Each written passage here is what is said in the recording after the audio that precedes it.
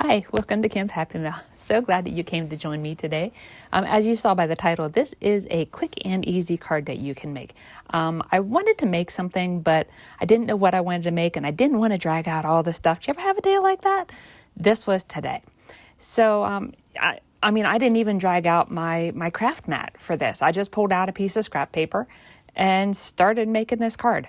So basically I had an idea. I wanted to play with some inks and I wanted to do some ink blending and I wanted to play with some silhouette stamps because I haven't done that yet.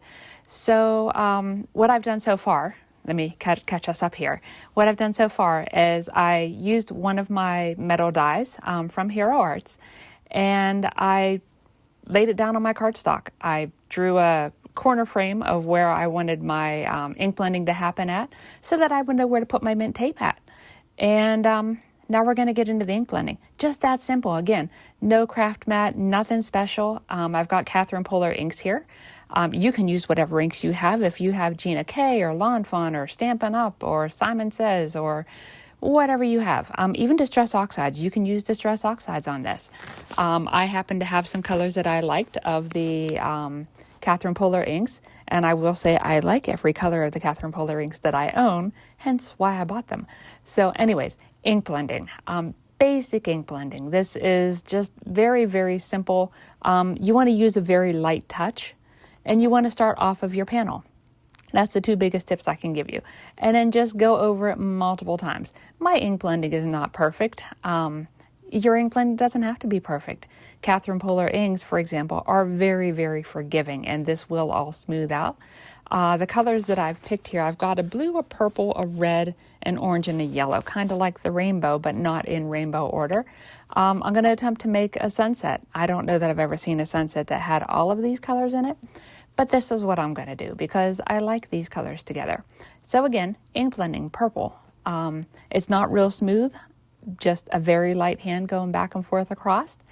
And I'm going to go over this a couple of times, but I'm just getting the base layer down on here now of each of the colors.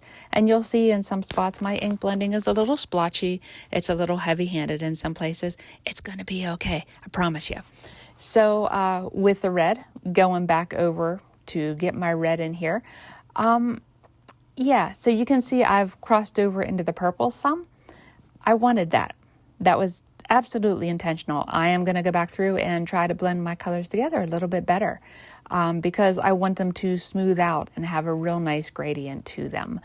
So just some red, and then we're going to do some yellow and some orange. And again, you don't need anything special to do this, just a couple of colors of ink, some blending brushes. My blending brushes are from Amazon. They're the cheap ones. I'll put a link in the description for you. I'll also link to the Catherine Polar inks if you want to try them. They are super juicy. It's a foam pad. It's a pigment ink. They are great for so many techniques. I really, really love the Catherine Polar inks. And you can get them in the full-size pads or you can get them in the smaller pads. I've got full sets, or I have 2 sets of hers, full-size ink pads. I'm eyeing up another set, but I'm looking at the minis for those because I don't think I really need the full-size ones. I think I could get away with the minis. And the ones I have a set that's brighter colors, and then I have a set that's like the darker colors of those, the darker shades or the royal shades. They almost look like royal colors. And now the other set that I'm eyeing up right now, it would be the pastel of those colors. So we will see if I end up picking those up. Eventually, I'm sure I will. I might wait till Black Friday. We'll see. But anyway, so back to the ink blending. So I've got the basic colors down here. And yeah, this looks like a hot mess. I admit this does not look good to me because it's all splotchy. It's not blended very well. But it's okay. It's going to be okay. Your ink blending does not have to be perfect, I promise you. Most of the inks that I've seen people work with do smooth out, they blend out, and then it looks like you're a pro at ink blending, and it's a beautiful thing. So again, I'm just going back over my colors for a second time, and I'm trying to blend them in a little bit better with the colors on each side of them, just so that when it does smooth out, that it, doesn't have dark blotches over the light blotches. So blending, blending, blending. I think we're going to hit some blue. Yeah, we're going to hit some blue. So it's not a whole lot you can say about ink blending. If you don't want to use the brushes, or if you just have daubers, or pretty much you can use whatever you have to do this. I'm sure at this point most card makers have daubers, or they have blending brushes, or they have the other kind of blending tools with the domed foam applicators on them or whatever. I'm sure everybody has something. If you don't, check the description. I'll give you some links. So now I am going to touch up a couple of the colors just to get a little bit more brightness in the bottom of this with the yellow and with the oranges. And we're about to call this done, I think. Yep, we're done. All right, so let me get this all cleaned up and we're going to move on. This is going to go pretty quickly. Altogether, this card took me about 20 minutes to make, and because I sped this up, we're looking at half the time on this. I don't normally ink blend as quickly as what I just showed there. This is double the speed. So I'm carefully going to remove the mint tape. Mint tape is a beautiful thing. It's a low-tack tape. If you're not familiar with it, it's a great tape to have in your stash, and I'll put a link for that below as well. Okay, so that's basically our panel, and I really like how this is turning out so far. It does still look a little bit splotchy, but like I said, it's going to be okay, I promise you. So before I move any further with this, because my ink pads had recently been re-inked, they were super, super juicy. So I wanted to hit this with my heat gun and just dry the inks a little bit because I didn't want to smear them. So in looking at this, I realized that the white border was a little bit larger than what I wanted it to be.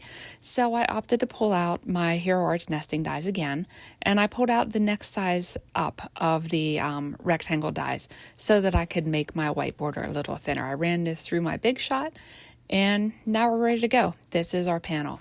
So the next thing we're going to do is I'm going to pull out the Misti.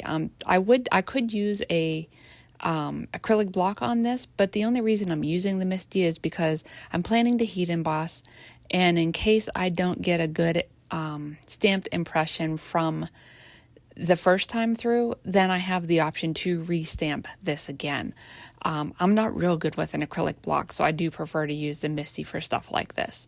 So this is a silhouette stamp. This is by Gina K. I'll try to find it to put a link in the description below, but really you can use any silhouette stamps that you have. And if you don't have a silhouette stamp, just find something that's a simple line art image and stamp that, and then you can color it in black, and then you have a silhouette. It's a beautiful thing when you can use something that you already have to make something else. So I am using Momento Tuxedo black ink on this, and I'm going to ink this up really well, and then I'm going to stamp it down. That's a little scrapbook.com tool. I'm not using a whole lot of pressure on this. I've learned that you don't actually need a lot of pressure, but it helps you to get a nice smooth imprint if you have a solid surface to press over your Misti lid. So I did double stamp this so that I could get a nice black impression on it. And then I'm going to hit this with some clear embossing powder. I don't remember what kind of clear embossing powder I used on this. Any clear embossing powder will work. So whatever you have will be fine. So I'm just going to shake that off. And I'm sorry that that was off my camera view. I didn't realize that I was out of camera view when I did that. So we're going to dump the excess back into the little jar so that we can use it for later.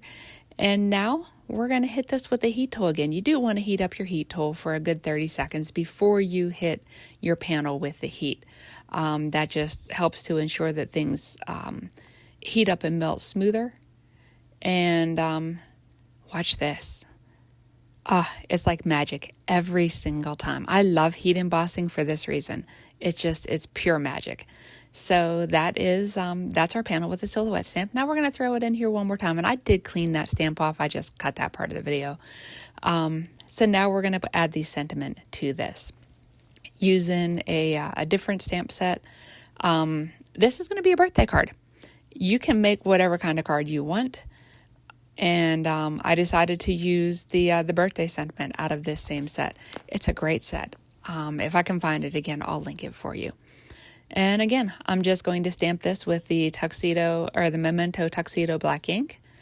We're going to hit it with some embossing powder and we're going to heat it up. And then we get to see that magic happen again. Does anybody else like heat embossing? I love it. I think it's the most magical thing that there is. Besides the fact that, do you notice how my ink colors are starting to smooth out and they are not as blotchy and as a hot mess as what they used to be? Yeah. Kind of liking this. And again, I apologize for being off camera for that part, but all I was doing was dumping the embossing powder on top of it. And that's pretty straightforward. Okay, So now we're going to put that away so I don't spill it. And we're going to hit that with our heat tool. Now, I did wipe off a couple little stray specks of embossing powder. But otherwise, here we go. Watch for the magic. Here it comes. There it is. The shine on this, well, you kind of saw the shine there, but the shine on that black is just unbelievable. It really does something for the card to heat emboss in a color and then use clear embossing powder on top of it. Okay, moving on. This is an A2 size card. That's just a standard black piece of cardstock. And I'm simply going to mount my panel onto that black cardstock. The glue is art glitter glue. You can use any kind of liquid glue that you have. It doesn't have to be art glitter glue. Again, use what you have. This is basic supplies. Basic card, easy card making. So we're going to center this and press it down. And the last thing that I need to do, because it is a black card base and I want to be able to write on the inside of this, the last thing we're going to do is put a panel on the inside of this. And again, just going to glue that into the center of the inside of the card. And we're going to call this done. So I thank you for being here today. I hope you'll give this a try if you need to make a quick and easy card. And I look forward to seeing you in the next video. Have a great day. Bye.